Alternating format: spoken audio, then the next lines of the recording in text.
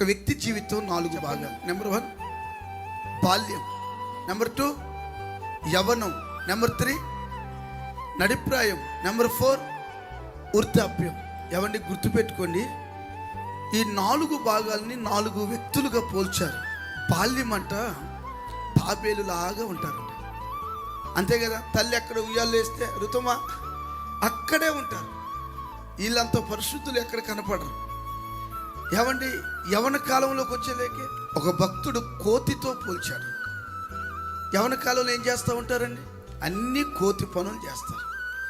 ఏమండి నడిప్రాయంలో ఎద్దుతో పోల్చాడు. ఇక నడిప్రాయంలో ఉన్న అదిగో మా సంఘ పెద్దలను అడిగితే ఫీజు కట్టాలయ్యా, ఇంటికి రాయి కట్టాలయ్యా.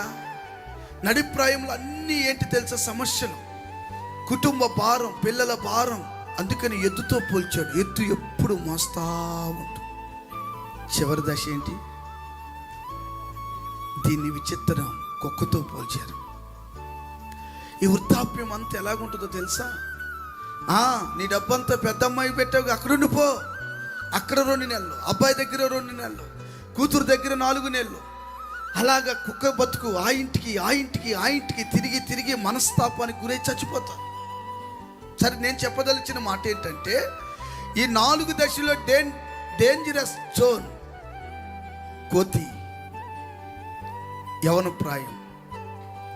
ఈ యవన ప్రాయములో నువ్వు దేవుని హృదయానుసారుడిగా మారిపోవాలి.